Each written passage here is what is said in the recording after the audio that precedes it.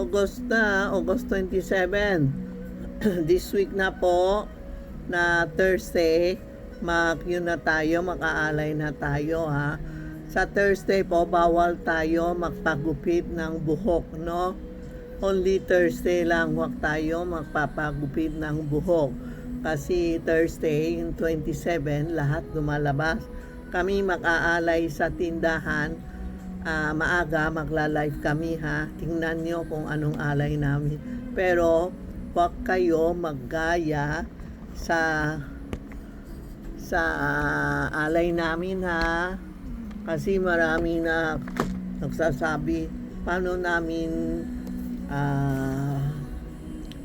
ano ba yung gaya sa anong inaalay ko. Kasi maraming years na ako nakaalay, kaya marami na akong experience sa nakaalay, kaya wag kayo gaya sa akin. Yung kaya nyo lang, kasi may kanina nasa live may nagtatanong, tita, hindi namin kaya. Pag hindi kaya, okay lang. Wag kayo maggaya. Pwede isang pandesal, isang isen, isang tubig. Yung puso mo kasi ang importante, di ba? Kami kasi sa tindahan, batagal na, maraming pati sa daan pinapakain namin, kaya marami ang inaalay namin. Kasi pati sa tindahan, pati sa taas, bodega, lahat pinababa ko namin. No, wag kayo magaya sa ginagawa namin. Pinapakita lang namin sa inyo how. Tapos yung mga kagamitan nyo, kayo na bahala. Parang kahapon, binili ko sila na chichirya, pwede, di ba? Pwede bigas, napili na ako. Alak, no? Mga biskuit, pwede din. Kung anong kaya nyo, soft drinks, lahat inahanda ko na, no? Basta yung kaya nyo lang. Kasi mayroon nagsasabi, tita, wala kami pangsunog. Okay lang, hindi naman yun mga spirit na hihingi eh. Tayo lang, it's a traditional na ganun ang gawa. Pag wala, okay din, hindi ba? Siyempre, pag itong taong gumawa kayo, next year gagawa pa kayo. Kasi na-promise, don't promise anything. Sa mga spirit, huwag kayo mag-promise anything na promise ko next year ha. Huwag po. Pag hindi nyo kaya, naman next year hindi kayo nag-alay, hindi ba? So, don't promise anything. Tapos, bawal magpagupit ha. Tapos yung ngayon kami, paggabi, alas 5 na, pinapapasok ko na lahat na damit na sinampay natin, no?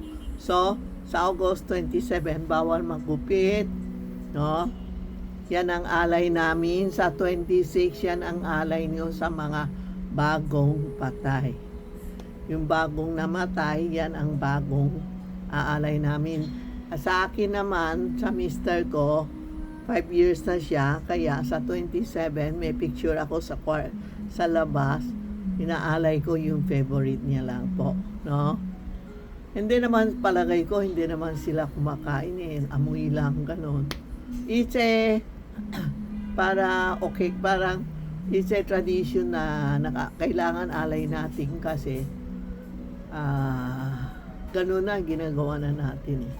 Kaya, inaalay namin. Pag hindi tayo alay, no, parang kulang, baka magalit siya, hindi naman sila na magsasalita, no? Parang dati kapatid ko, sinabi ko, pag namatay ka, saan ka pumunta? Panaginip mo ako, wala. Kasi parang hindi tayo mag-communicate. Parang mister ko, dati sinasabi namin, sino una mamatay? Kailangan pa sabi kung nasaan siya. Wala. Parang hindi, pagtapos, kung saan siya pumunta, sa heaven o sa purgatory, hindi natin alam. Kaya magdasal na lang tayo para sa kanya. Tapos kung makaalay tayo, pwede tayo magdasal din ha. But don't promise. Yan ang importante. Don't promise kung anong gusto ninyo. kung anong mamaya promise nyo next year, tapos next year hindi ka nagpagawa. Wag po, wag mag-promise. Yan lang, sinasabi ko lang, panood nyo yung mga video ko na hapon, Sabado, lahat meron na ako, kompleto na. Kung may tatanong kayo, si Rena, tuwing 11, nagla-live siya sa Charmy Ongpin or Tita Maxi, magtanong kayo. Okay? Salamat po.